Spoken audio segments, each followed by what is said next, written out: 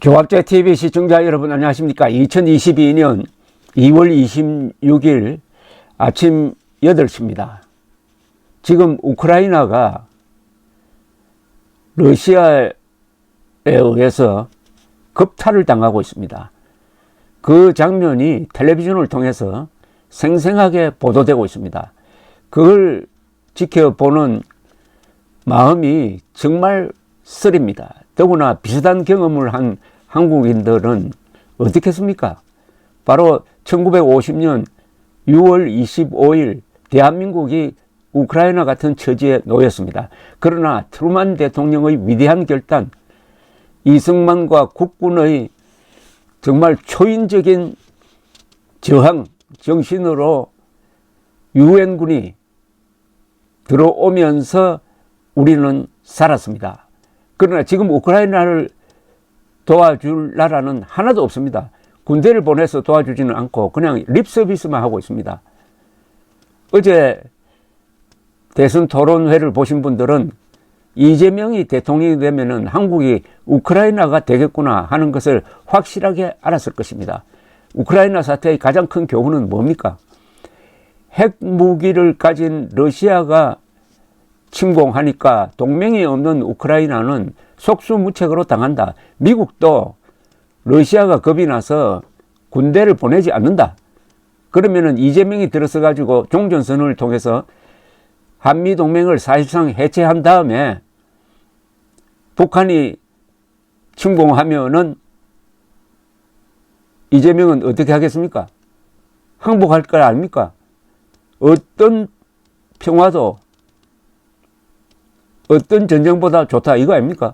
비굴한 평화가 정의로운 전쟁보다 좋다는 것 아닙니까? 6.25 때 국군 국민 이승만이 그런 태도를 취했으면 저는 지금 김정은 치하에서 살고 있을 것입니다. 지금 젤렌스키 우크라이나 대통령은 연일 SNS를 통해서 지금 자신의 뜻을 밝히고 있는데 참 애처롭습니다. 어제는 우리는 외롭게 싸우고 있습니다. 세계 최강의 미국이 멀리서 구경만 하고 있습니다. 이렇게 이야기를 했습니다. 애달픈 하소연입니다. 그러면서 푸틴 대통령에게 전화를 해도 안 받는다. 벌써 타협, 협상 여지가 있다는 것이죠.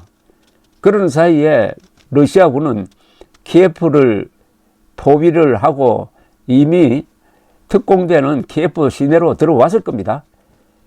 그러니까 젤렌스키가 비상계엄령을 선포하고 저 몰로토프 칵테일 화염병입니다.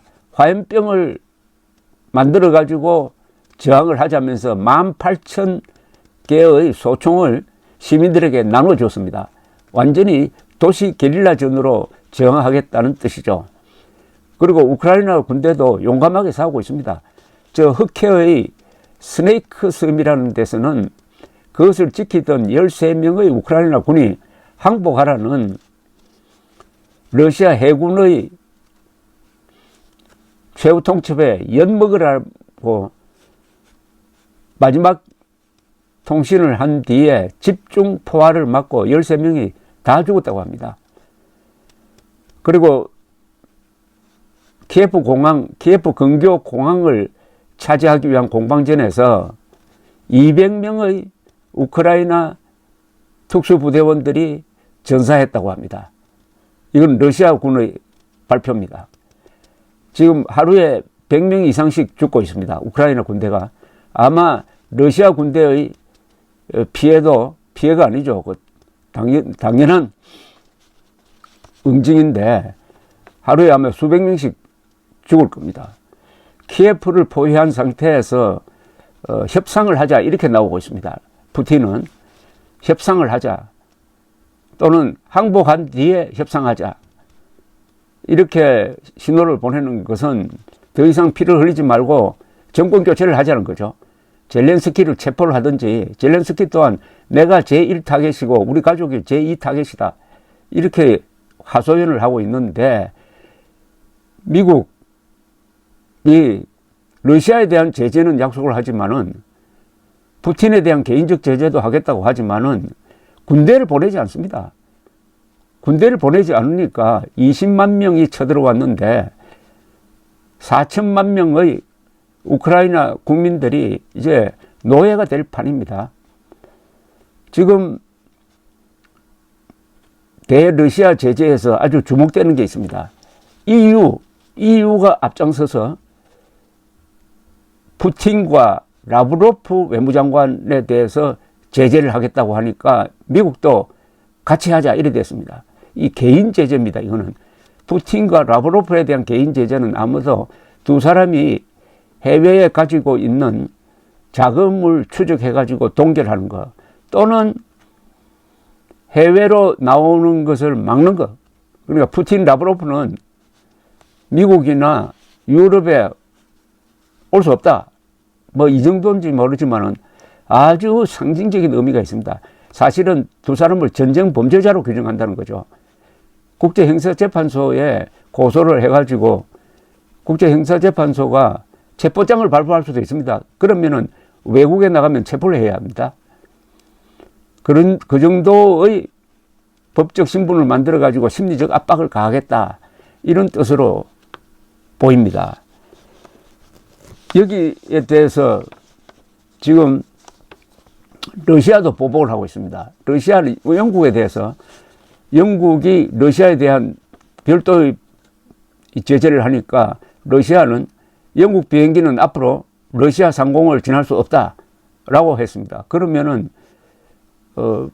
브리티시 에어웨이 같은 이런 항공사는 비행기를 아시아로 보낼 때 아주 머나먼 시간을 보내야 될 겁니다. 시베리아 위를 통과하지 않으면은 남쪽으로 우회를 하든지 북쪽으로 우회를 하든지 하게 될 겁니다.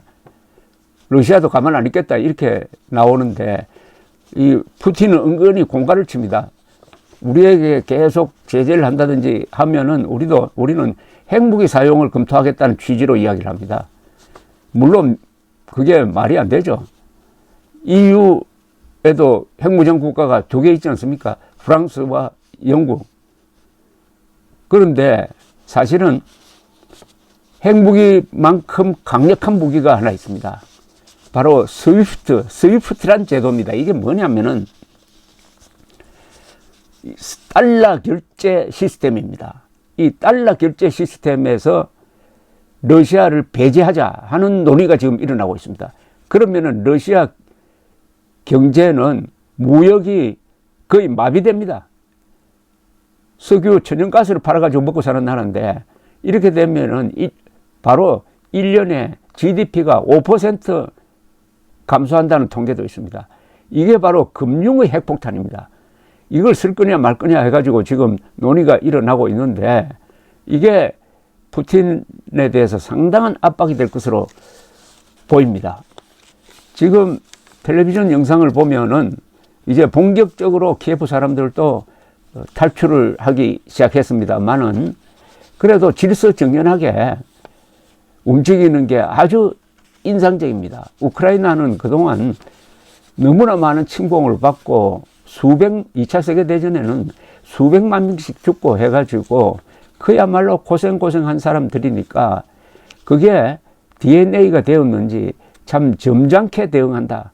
뭐 소리 지르고 아우성 하는 사람은 없고 무질서하게 행동하지 않는 게 정말 인상적이지만은 그 장면 하나하나가 6.25 때를 생각하게 되고 이번 선거를 잘못하면은 우리도 언젠가는 저런 꼴 되겠다 하는 생각을 하게 됩니다. 그런데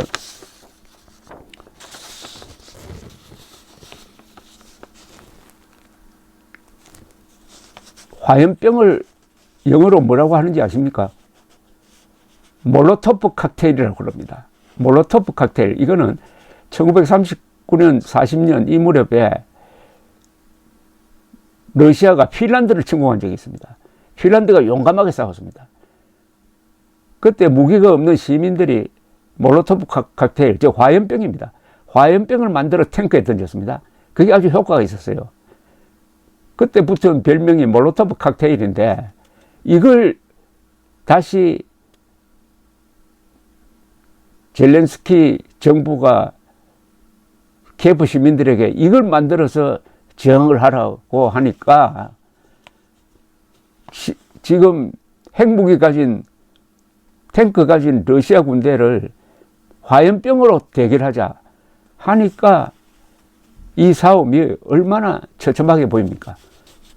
푸틴의 아마 목표는 키예프를 포위한 다음에 항복을 받는 걸 겁니다. 항복을 받고 친러시아 세력으로 정권을 교체하는 겁니다.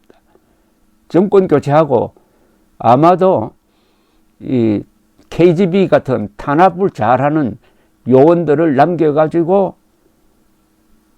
그 친러 정권을 돕게 한 다음에 철군하지 않을까 하는 생각이 드는데, 그러나 그렇게 되겠습니까?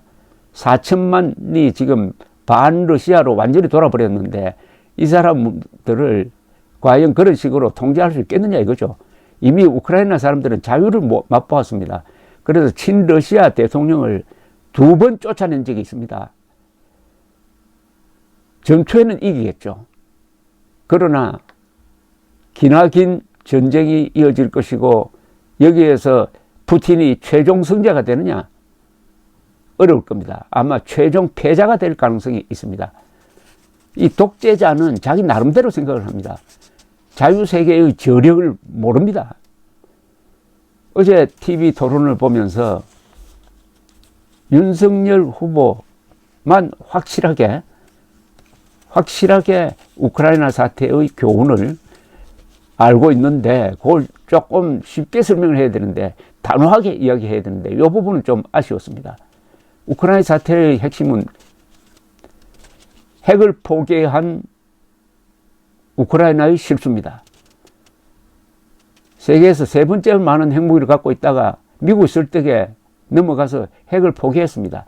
미국이 러시아, 영국과 함께 우크라이나의 독립을 보호해주겠다고 1994년 부다페스트에서 약속했습니다. 그 약속을 미국이 지키지 않고 있습니다.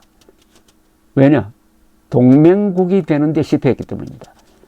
그렇게 해놓고 빨리 나토에 들어가야 되는데 나토에 들어가는 데 대한 국민적 합의가 이루어지지 않았습니다. 그러다가 핵도 없고 동맹도 없는 나라가 되니까 이런 처참한 처지에 놓였습니다. 한국도 간단합니다.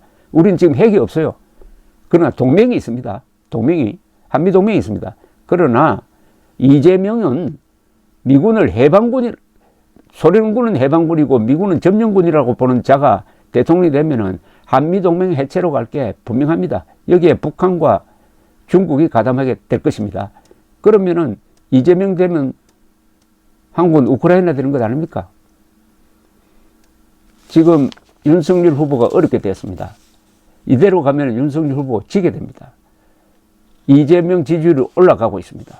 잘해서가 아니라 330만 명에게 1인당 300만 원씩 소상공인 방역지원금, 이게 큰 효과를 보고 있습니다. 선동과 돈에 버티던 우리 국민들 중에서 일각이 무너지고 있습니다. 어떻게 해야 되겠습니까? 윤석열 국민의힘에 맡겨놓으면 안 됩니다. 의병이 일어나야 합니다. 임진왜란처럼. 광군은 무너졌지만 그때 의병이 일어나고 이순신이 버티고 그 다음에 명나라가 도와주고 해서 이겼습니다. 의병이 일어나야 됩니다. 국민이 일어나야 합니다. 어떻게 할 거냐? 저는 국민 SOS 운동을 벌여야 된다고 생각합니다. SOS 운동의 SOS 내용이 있어야 될 것 아닙니까? 그 내용을 제가 하나 초안을 잡아봤는데 여러분들에게 하나 소개를 해 드리겠습니다.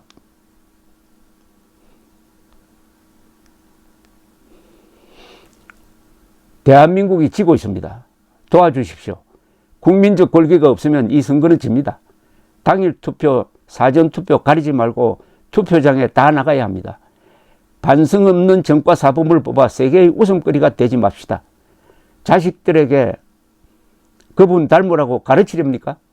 도와주세요. 또 속으면 나라도 가정도 직장도 끝장입니다. 그분이 대통령 되면 한국은 우크라이나 됩니다. 분노 투표로 정권 교체. 이걸 여러분들도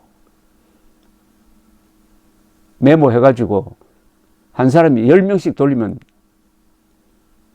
지금 지고 있는 선거를 이기는 선거로 만들 수가 있습니다. 감사합니다.